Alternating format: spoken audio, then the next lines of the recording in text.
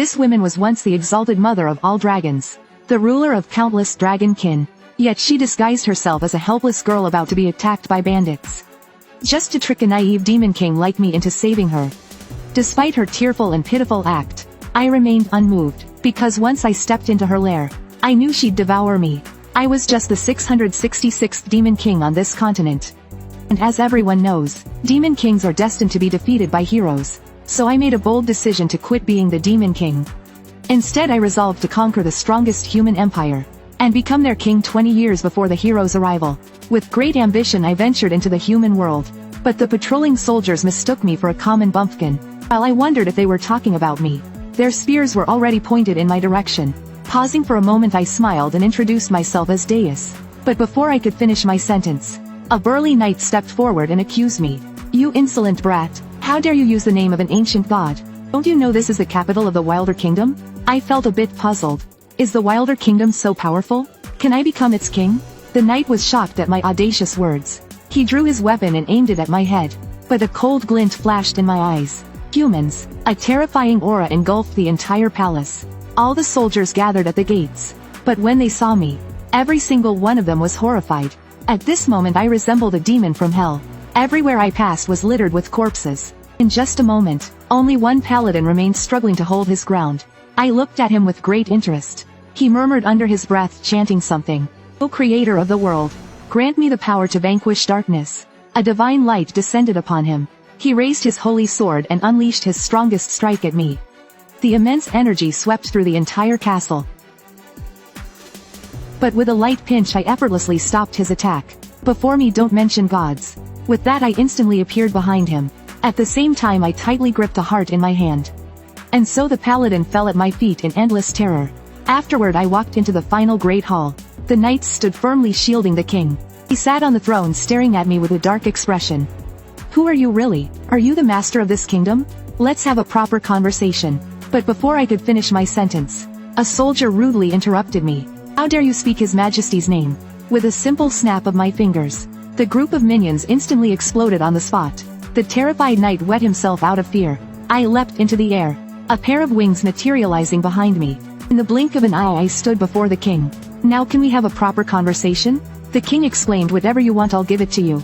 I casually told him to hand over the kingdom, but the king roared hysterically. "Anything but that." I nonchalantly rubbed my ears. "If that's the case, I'll just kill you. Once I marry your family, the kingdom will still be mine in the end." The moment I finished speaking, the king's expression shifted. "I see now. You're after my daughter, aren't you? That's absolutely impossible. She is the pride of the house and continent, the flower of the royal family." However, I had no interest in any of that. I didn't even know he had a daughter. "I don't want your daughter. I want the royal family." Hearing this, the king grew even more furious. "Why are you taking what doesn't belong to you?" I replied coldly. "Does all of this truly belong to you?" The king tried to argue further. "The kingdom naturally belongs to the royal family." But I didn't give him a chance to argue. "Didn't you take this throne from someone else? You've enjoyed decades of luxury on this seat. Now I'm taking it for myself." The king roared in anger. "If you do this, the Holy Emperor's court won't spare you." I let out a light laugh. "The Holy Emperor's court? Who cares about them?" With that, a terrifying energy burst forth from my body, sweeping across the entire palace. Everything around me was reduced to rubble. Looking at the charred remains of the king, I couldn't sense any trace of pure royal blood. I felt a bit disappointed. I stared blankly at the sky. Is this the power of humans? It seems they're not ready at all. But then again, it makes sense. I woke up 20 years earlier than planned. The hero has yet to appear. It turns out that on this continent, the war between demon kings and humans has lasted for 66,580 years. Although each battle ended in the demon king's defeat, a new demon king would revive every 100 years. Even so, a hero would always suddenly appear and defeat the demon king. As the 666th demon king, I learned from my predecessor's failures, and woke up 20 years early, determined to end it all. I wanted to show the world how I would destroy it. Just then a delicate figure ran into the room. With tears in her eyes, she looked at me in grief. "Who are you? What have you done to my father?" I was slightly puzzled, then realized she was the king's daughter, April. "The king is dead. I will marry you and take the throne." Hearing her father had died, April stared at me in disbelief. But before she could say anything, I simply snapped my fingers. April's expression changed, and she knelt on the ground. "This humble body is yours. Please accept me, master." I leapt forward and stood before her. gently lifting her chin. From now on you are my first human. But just then, I called out sharply, stop spying, before I gouge out your eyes. Come out. Get out here now. At the same time the void began to tremble. A figure slowly emerged from the rift. As expected of you, my lord. Loyal servant Ares greets the sovereign. Seeing his figure I wasn't surprised at all. Didn't you serve my father before? Why are you following me here? Ares respectfully replied, your body was personally granted by the former demon king. So now you are my only master. I waved him off telling him to leave. I'm not going back to the demon realm. To my surprise Ares smiled faintly. And agreed without hesitation. He then left me to my own devices. Just as I was feeling particularly puzzled, Ares pointed at the human princess before me. My lord, weren't you planning to plant your seed in this woman? As he said this Ares' tone suddenly shifted. For 80 years I painstakingly raised you, though your education nearly drove me to beat you half to death. Before you entered the Egg of Awakening, I was the only demon who truly loved you. To think that the little one who once wobbled around clumsily, is now showing an interest in women, I couldn't help but want to devour him whole. I once again declared to him. Instead he looked at me with a doting smile. Do whatever you wish, my lord. Yet his words only made me more suspicious of his schemes. Finally Ares reluctantly asked, do you have a specific reason for attacking this kingdom? Did they invade your territory? Covet treasures from the demon realm? Is that why you're upset? But I hadn't thought about any of that. I simply felt that becoming the king of humans sounded appealing. To my surprise Ares was overjoyed. As expected of our demon king. Not only did you claim the largest kingdom upon entering the human world, and also killed their king, even planning to marry their princess. And now you want to disguise yourself as a commoner. Such things are beyond even my imagination as a high-ranking demon. With such grand strategies, you truly are a born demon king. But rest assured, even if you abandon us, I will take your son back to the demon realm. I will raise him to become the demon king. And in 20 years, he will replace you as the 666th demon king and descend upon the human world. Hearing his words I was momentarily speechless. Then I turned to glance at the human princess nearby, feeling immensely relieved to have avoided disaster. At 80 years young in the prime of my life, I almost ended up becoming a father. But suddenly, my expression changed. Massive energy wave erupted from my mouth. The energy wave blasted toward Ares. The terrifying energy obliterated the mountains within a 100-mile radius. But I wasn't trying to kill Ares. I was just venting my anger. I had nearly fallen into a human trap. From now on, warn me about such things earlier. Ares stood frozen in shock at my actions. That terrifying strike just now made him realize I was truly different from past demon kings. Perhaps this time we could really win. But then he turned to remind me again. Isn't becoming a king too conspicuous? Then I'll become a guardian of justice. A companion of the hero. No one would ever suspect that the hero's ally is the demon king. Let the foolish hero lead the charge, while I quietly reap the benefits from behind. Thinking about it I couldn't help but laugh loudly. And that person was none other than the supreme mother of all dragons. Not long after I was sitting in a carriage, leisurely enjoying the roadside scenery. But Ares seemed a bit puzzled. Why aren't we flying there? Why are we taking this slow-moving carriage? Annoyed I told him, flying would just announce to everyone that we're demons. But Ares pointed at the burned castle and questioned me. After you burned the castle like that, who wouldn't know you're a demon? I pretended not to hear a word. Ares, still confused, asked again. Why doesn't my lord become the hero, instead of just being the hero's companion? Because companions don't need a specific lineage. As long as we find a fool to lead the charge, we can sit back and count the money. It turns out that even heroes in this world are ranked by levels. First there are the top-tier S-class heroes. These are dragon slayers who can kill dragons. Next are the G-class giant slayers. After that are the R-class leech demon slayers. As for A, B and C-class heroes, they're managed by the hero division of the Holy Emperor's Court. There's also the lowest tier, the F-class heroes. Considered defective and worthless. They receive no support from nobles, and have no love from the people.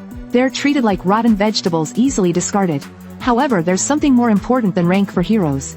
Their lineage. 66,580 years ago, the first savior of humanity, a hero and a saint, defeated the first demon king. Their descendants spread across the world. Over generations of dilution, the purer the bloodline remaining in noble families, the stronger their spiritual power. And every 100 years the purest-blooded hero emerges to fight the demon king. Hearing this I had no interest at all. Because of this damned war, I was stuck in an egg for 80 years. Now I just want to hide behind the hero, and live a quiet, wealthy life. At that moment a butterfly fluttered over my head, followed by a gentle breeze that ruffled my hair. The warm sunlight on my skin made me feel incredibly at ease. Everything in the human world seemed so beautiful. Originally I was supposed to stay in the egg for another 20 years. And then be killed by the hero the moment I set foot on this land. But now I've escaped. Perhaps it was a wise decision. It's time for the Demon King profession to disappear.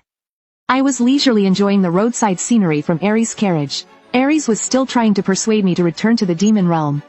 I was just about to firmly refuse, declaring that I would never go back, when suddenly, a cry for help reached us. Ares and I looked in the same direction. It was a seemingly delicate woman being chased by dozens of bandits. Seeing someone ahead, "Please save me." "Why do you say that? It's an open grassland. How did they suddenly appear in our line of sight unnoticed? And also, is it really possible for dozens of strong men to fail to catch one woman?" I looked at Ares speechlessly. "Is this one of your little schemes? To make me play the hero? So she'll pledge herself to me, and you can take our heir back to the demon realm to inherit the throne?" Ares shook his head, as if I'd come up with such a dumb idea. Just then, the woman threw herself onto my carriage, tearfully pleading for me to save her. Her cries grew even louder. "The bandits killed my entire family and want to humiliate me. Please save me." I calmly refused. "I only take on challenging tasks like hunting dragons. Don't bother me with trivialities like dealing with bandits." But as soon as I finished speaking, I heard her mutter under her breath, "Damn it, this idiot is so troublesome." Immediately I pointed at her excitedly. "Hey, were you just cursing at me?" I heard that, just as I caught her slip up and was about to teach her a lesson. A scythe flew through the air, embedding itself deeply into my carriage. It was the work of the bandits. The leader shouted, "Little brats, if you don't want to die, get lost." I felt a sudden pang of irritation. These idiots had ruined my precious carriage. In the next moment, purple flames suddenly engulfed the bandit leader. The other bandits rushed to extinguish the fire. But the more they tried, the more the flames spread. At that moment I spoke calmly. "That's nether fire, it will burn until you're dead. Anyone else want to give it a try?" As soon as I finished speaking, the bandits scattered in terror. The woman looked a bit speechless. "Why are they running so fast?" But she quickly clung to me again. "The bandits have taken over our temple. All the priestesses have been enslaved and the sacred relic is missing. Please help us." Of course I wasn't going to fall for such a crude lie. But the woman's next words left me stunned. "The temple on the mountain is dedicated to the god of dragons. If you help us drive out the bandits, we'll give you the sacred golden dragon helmet." Interesting. Under the woman's lead I guided Ares up the mountain. Ares was speechless. "We could just fly up, why not?" "Idiot, do you want people to know I'm the Demon King? Then why don't you walk yourself? This is about the dignity of the Demon King. No Demon King walks on foot." Meanwhile the woman had been running through the steep mountain paths for half an hour, without showing any signs of exhaustion. Instead she was gradually pulling away from us. This was highly suspicious. No ordinary woman could manage such a feat. I smiled and said, "Who she is doesn't matter. I don't know what she's planning. But if she dares to deceive me, I'll skin her and make a coat." On the way I had already started to guess her identity. Dragon god? Would dragons worship gods? I asked Ares. "No, it's just a title for dragons. Much like how you are the Demon King in the demon realm. The dragon god is the pinnacle, the strongest among all dragons." Hearing this, I silently arrived at a conclusion. I was already calculating my chances of winning the upcoming fight. With Ares completely exhausted, we finally reached the mountaintop. But there wasn't a trace of bandits to be found. There was only a temple standing before us. I opened the door, and slowly stepped inside with Ares. "Where are the bandits and the golden dragon helmet? If you have it, bring it to me now." I called out into the temple. At that moment Ares seemed to notice something off. He quickly warned me, "Don't go in." But it was already too late. The door we had just opened had already shut behind us. A strong sense of pressure enveloped us. The woman appeared before us. Gone was her earlier facade of fragility. She looked at Ares and me with a playful smirk. Yet I remained completely unfazed, smiling as I casually asked her, "So you're the bandit who took over the temple, where's my helmet?" The woman's mocking voice echoed, "Are you still unaware of your situation? You stand before the mother of all dragons, the sole supreme god of dragons, and yet you do not kneel?" Hearing this, Ares was instantly shocked. If the woman before them was truly the dragon god, then this was her domain. They were in grave danger. I murmured, "Mother of all dragons? The sole god of dragons?" Seeing our reactions, the woman was clearly pleased. "If you're scared, kneel and beg for mercy. I might spare you, but as a condition." Before she could finish, she noticed I was discussing something with Ares. "Mother of all dragons, the sole god of dragons, so grandiose. I think I should introduce myself like that too. Overseer of all darkness in the world, shadowy leader of men, king of the demon realm. What do you think?" The woman was so furious her toes were trembling. "You insolent fools, how dare you ignore me? In an instant she moved to my side. Flames engulfed the surroundings. This is the sacred golden domain of dragons. Even if you're the Demon King, you stand no chance here. If you know what's good for you, kneel before me now. Demiurge of the 666th generation. You have no other choice. But what I said next froze her expression.